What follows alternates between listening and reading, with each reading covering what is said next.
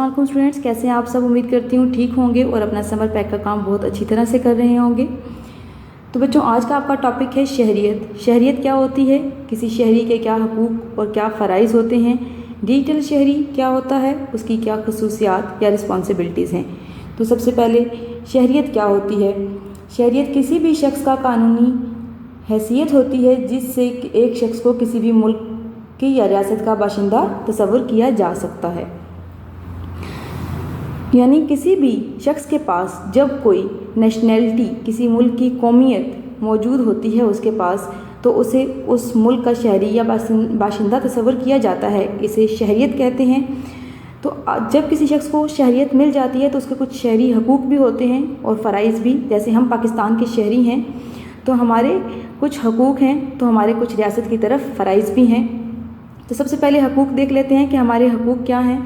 آئین میں بیان کردہ حقوق کی فراہمی کی ذمہ دار ریاست ہے، یعنی ہمارے آئین میں جو بھی ایک شہری کے حقوق بیان کیے گئے ہیں، ریاست اس کی ذمہ دار ہے کہ ہمیں وہ حقوق فراہم کیے جائیں۔ غیر قانونی نظر بندی یا گرفتاری سے حفاظت، کوئی بھی ہماری غیر قانونی نظر بندی یا گرفتاری نہیں کروا سکتا۔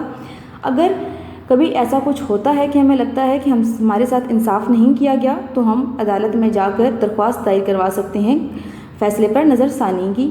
14 سال سے کم عمر بچوں کا کارخانوں میں کام کرنے پر پابندی ہوتی ہے۔ 14 سال سے کم عمر بچہ کارخانوں میں اور کان میں کام نہیں کر سکتا۔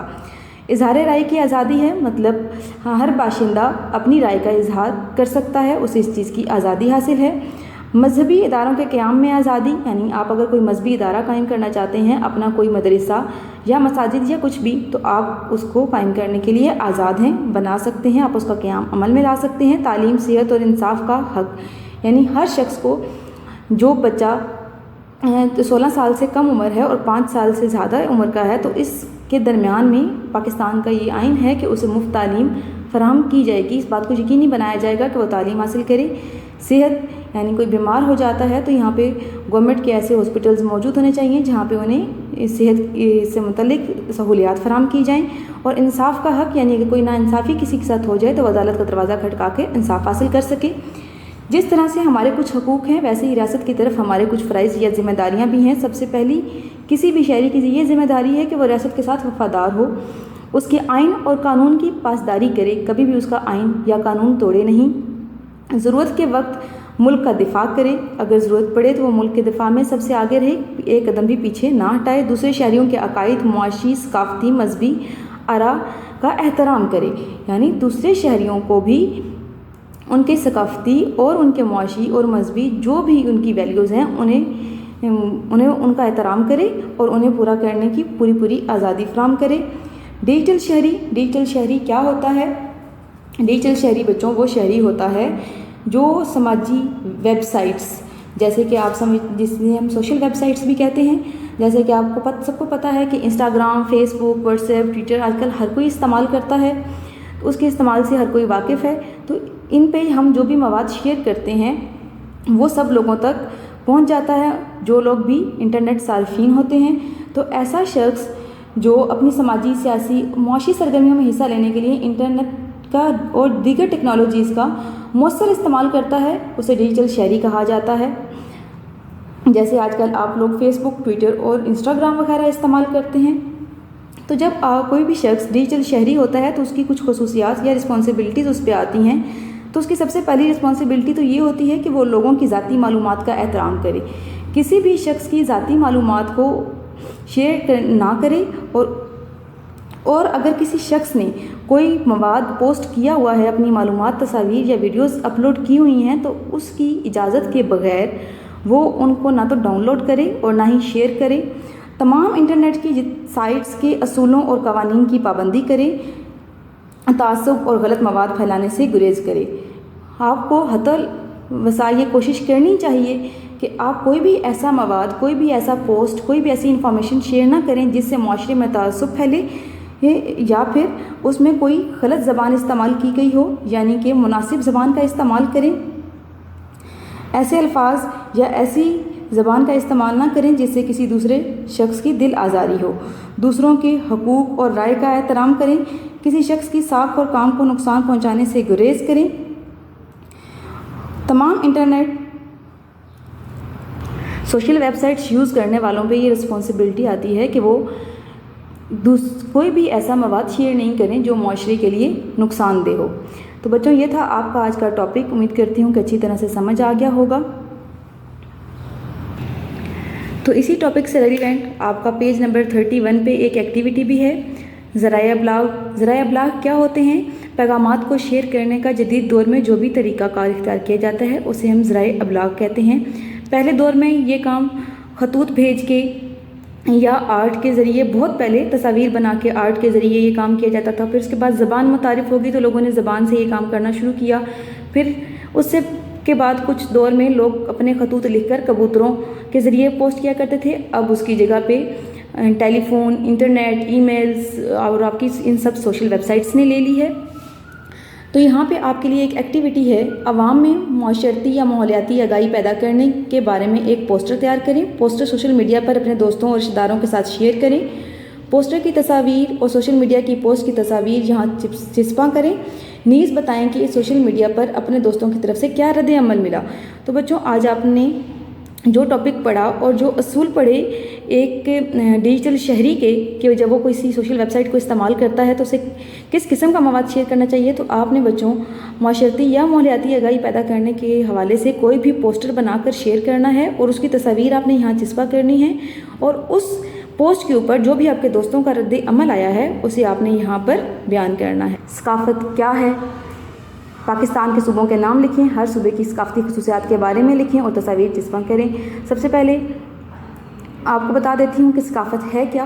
ثقافت بچوں ہمارے رہن سہن کا طریقہ ہوتا ہے کہ ہم کس طرح سے اپنی زندگی بسر کرتے ہیں، ہم اپنی کس طرح اقدار کو تھامے رکھتے ہیں۔ ہماری زبان، ہمارا لباس، ہمارا رہن سہن، ہماری رسم و رواج اور طرز زندگی، یہ سب ہماری ثقافت کا حصہ ہوتے ہیں۔ پاکستان کی ثقافت بہت ساری ثقافتوں کا مجموعہ ہے، جس میں پنجاب کی ثقافت، خیبر پختونخوا، سندھ اور بلوچستان کی ثقافت شامل ہے۔ سب سے پہلے پنجاب کی طرف آتے ہیں، تو یوں بچوں آپ اپنے صوبوں کے نام لکھ لیں گے، یہاں پہ ان کی خصوصیات لکھیں گے اور انٹرنیٹ سے ان سے ریلیونٹ تصویریں اٹھا کر انہیں پرنٹ آؤٹ کروا کر آپ یہاں پہ چسپاں کریں گے۔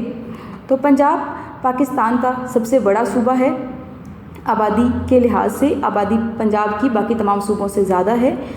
یہاں کے لوگ ثقافتی اعتبار سے بہت اہمیت کے حامل ہیں۔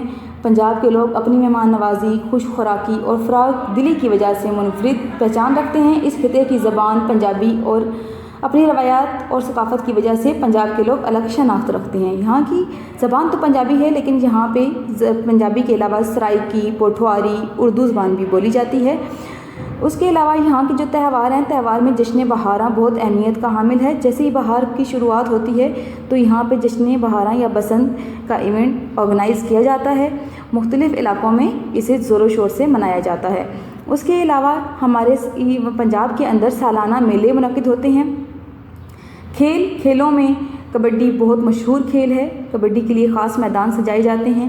اس کے علاوہ شٹاپو، کوکلا چھپاکی اور یہ ساری گیمز یہاں کی روایتی گیمز ہیں۔ لباس میں یہاں کی عورتیں شلوار قمیض پہنتی ہیں، جبکہ پہلے دیہی علاقوں میں جو روایتی لباس کے مطابق وہاں پہ عورتیں قمیض اور لاچا پہنتی تھیں اور سروں پہ دوپٹے اوڑھتی ہیں، جبکہ مرد حضرات قمیض اور تہبند باندھا کرتے تھے۔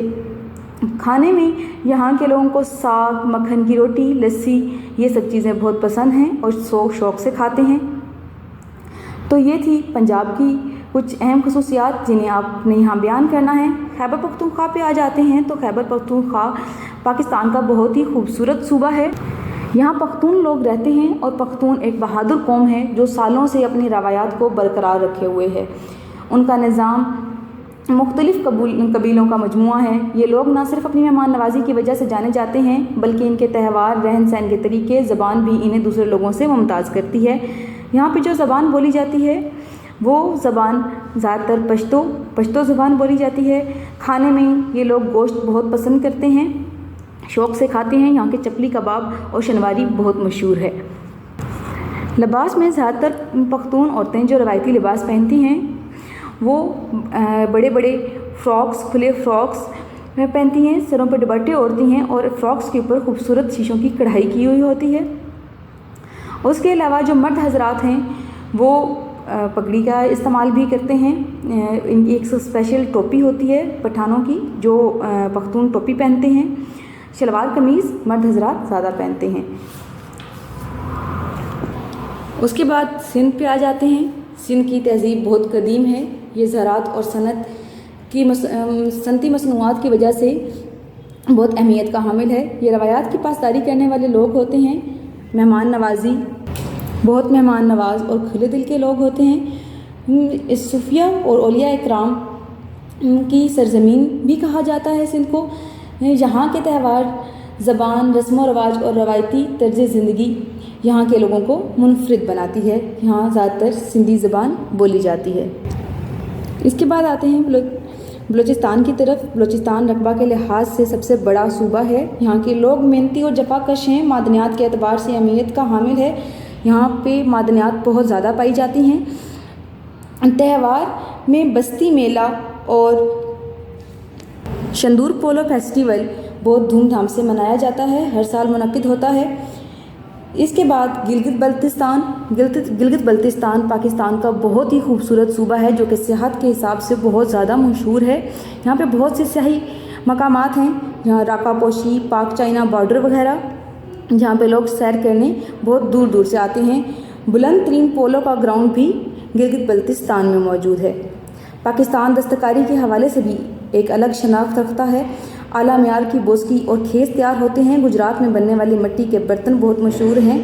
ملتان کی کاشی کاری بہت زیادہ مشہور ہے. پنجاب میں کھڈی سے بننے والی اشیاء بہت مشہور ہیں. چنوٹ میں لکڑی کا فرنیچر بہت مشہور ہے اور بہت ہی خوبصورت تیار کیا جاتا ہے. سندھی اجرک بہت مشہور ہے. آزاد کشمیر میں کڑھائی کی شالیں اور خیبر پختونخوا کی پشاوری چپل بہت مشہور ہے. تہوار یہاں پہ آپ کے جو صوبائی تہوار ہیں ان کے علاوہ پاکستان میں کچھ ایسے تہوار ہیں جو سب صوبے مل کے مناتے ہیں. ان میں یوم آزادی ہے جو 14 اگست کو منائی جاتی ہے. قرارداد پاکستان ہے جو 23 مارچ کو منایا جاتا ہے. یوم دفاع 28 مئی کو منایا جاتا ہے. اور علامہ اقبال اور قائد اعظم کی پیدائش کے دن بھی خاص طور پر تمام تر صوبوں کے لوگ مل کر مناتے ہیں. ریاست اور حکومت. ریاست کیا ہوتی ہے؟ حکومت کیا ہوتی ہے؟ حکومت میں جو 3 کیٹیگریز ہیں، وفاقی حکومت، صوبائی حکومت، مقامی حکومت. ان کے اختیارات کیا ہیں انہیں آپ نے ان باکسز میں فل کرنا ہے. تو سب سے پہلے بچوں بات کر لیتے ہیں کہ ریاست ہوتی کیا ہے. سرزمین کا کوئی بھی ایسا ٹکڑا یا ملک جہاں پہ کچھ لوگ رہتے ہیں، یعنی وہاں پہ کچھ آبادی موجود ہے اور وہاں پہ ان کی اپنی حکومت بھی ہے، تو اسے ہم کیا تصور کرتے ہیں کہ یہ ایک ریاست ہے. اب ریاست یعنی ملک کی جو حکومت ہوتی ہے وہ اپنے شہریوں کی فلاح و بہبود کے لیے کام کرتی ہے. دنیا میں مختلف طرز حکومت ہوتی ہیں. کہیں پہ بادشاہی نظام ہوتا ہے تو اسے بادشاہت کہتے ہیں. کہیں پہ آمریت ہوتی ہے، کہیں پہ جمہوریت ہوتی ہے. تو جو طرز حکومت زیادہ تر پسند کیا جاتا ہے وہ جمہوری نظام ہوتا ہے، یعنی جمہوریت. تو پاکستان کا جو نظام ہے وہ جمہوری نظام ہے، یعنی کہ ہم لوگ جو ساری عوام ہیں وہ اپنی مرضی سے ووٹ کاسٹ کر کے اپنی مرضی کا نمائندہ سلیکٹ کرتی ہے کہ یہ جو گورنمنٹ میں آئیں گے. اب ان کی ڈویژن کی جاتی ہے. حکومت کو 3 حصوں میں ڈیوائیڈ کیا جاتا ہے. ایک وفاقی حکومت ہوتی ہے جو کہ پورے ملک کے کنٹرول کو دیکھتی ہے.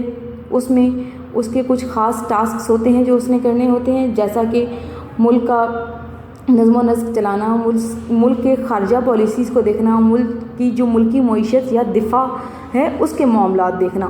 اسی طرح سے جو صوبائی حکومت ہے، صوبائی حکومت صوبوں کے اندر کے جو نظام ہے اسے دیکھتی ہے. صوبوں کے درمیان کی جو داخلی پالیسیز ہوتی ہیں، مطلب فار ایگزامپل جو صوبوں کے درمیان میں انتظامات ہیں انہیں دیکھتی ہے. اور ایک ہوتی ہے مقامی حکومت. مقامی حکومت کیا کرتی ہے؟ جو کسی شہر یا گاؤں یا قصبے کی حکومت کے انتظامات دیکھتی ہے. اس میں میئر، چیئرمین یا کونسلر وغیرہ شامل ہوتے ہیں. تو وفاقی حکومت کے کون سے فرائض ہیں؟ اس میں سب سے اہم اس کا فرض بیرونی ممالک کے ساتھ تعلقات کے معاملات. وفاقی حکومت کون سے کام کرتی ہے؟ جو باہر کے ملک کے ساتھ کے جو معاملات ہوتے ہیں، بیرونی ممالک کے ساتھ جو تعلقات ہوتے ہیں، کتنی امپورٹ ہونی ہے، کتنی ایکسپورٹ ہونی ہے، اور باقی ساری چیزیں، کون سے پروجیکٹ کیسے کس ملک کے ساتھ مل کے کیے جائیں گے، وہ سارے معاہدے طے پاتے ہیں. ملکی معیشت کے امور کہ ملک کی معیشت کو یعنی اکانومی کو کیسے اسٹرانگ کیا جائے، کہ ملک کے معاشی حالات کیسے بہتر بنائے جائیں، اس پہ کون کون سے نئے پروجیکٹ شروع کیے جائیں اور کس طریقے سے کام کیا جائے، یہ ساری چیزیں ان کو کنٹرول کون کرتا ہے؟ وفاقی حکومت کرتی ہے۔ پھر ملک کے دفاع کے امور یعنی آپ کی جو آپ کے دفاعی یعنی کہ آپ کی حفاظت کے لیے، عوام کی حفاظت کے لیے، ملک کی حفاظت کے لیے جو کام ہوتے ہیں وہ سارے کے سارے کون سی حکومت دیکھتی ہے؟ وفاقی حکومت۔ اس کے بعد آ جاتے ہیں صوبائی حکومت کی طرف۔ صوبائی حکومت کے کیا کام ہیں؟ صوبوں کے مابین داخلی پالیسی کے معاملات، کہ صوبوں کے درمیان میں جو داخلی پالیسیز ہیں ان کے معاملات کو یہ حل کرتی ہے۔ صوبائی حکومت جو بہتر نظم و نسق چلانے اور نچلی سطح تک لوگوں کی سہولیات فراہم کرنے کے لیے مقامی حکومتی ادارے بھی تشکیل دیتی ہے۔ صوبائی حکومت محصولات کی نگرانی اور انتظامات کی دیکھ بھال کرتی ہے۔ صوبے کے نظام سازی اور امن و امان کا قیام عمل میں لاتی ہے، کہ یہ صوبے کے امن و امان کا قیام عمل میں رکھنے کے لیے اس وہاں کے انتظامات دیکھتی ہے کہ کہیں ملک کا صوبے کا امن یا امان خراب نہ ہو اور اس میں سلامتی رہے۔ اور اس کے علاوہ صوبائی حکومت تعلیم، صحت، صنعت، زراعت، صوبائی محصولات، ذرائع آمد و رفت اور دیگر بہت سے کاموں پر اختیارات حاصل ہوتا ہے، وہ ان سارے نظاموں کو دیکھتی ہے۔ اس کے بعد آ جاتی ہیں ہمارے پاس تیسری کیٹیگری میں مقامی حکومت، کہ مقامی حکومت کیا کرتی ہے؟ مقامی حکومت جو کسی شہر یا گاؤں یا ضلع یا قصبے کی دیکھ بھال کرتی ہے، اس کے کون کون سے کام ہیں، اس کی ڈیوٹیز کیا کیا ہیں؟ نکاس کا انتظام اور صحت کے بنیادی سہولیات کے امور، یہ مقامی حکومت کا کام ہوتا ہے۔ سڑکوں اور حکومتی اداروں کی عمارتوں کی حفاظت، یہ بھی مقامی حکومت کے ذمہ آتا ہے۔ پینے کے لیے صاف پانی کی فراہمی بھی مقامی حکومت کے امور میں آتا ہے۔ یہ یہاں تک بچوں آپ کا یہ والا ٹاپک کور ہو گیا، یہاں پہ آپ کا یہ سمر پیک ختم ہو جاتا ہے۔ اپنا سب پہ کام اچھا کریں اور اپنا بہت سارا خیال رکھیں اور اپنی چھٹیوں کو بہت سارا انجوائے کریں۔ اللہ حافظ۔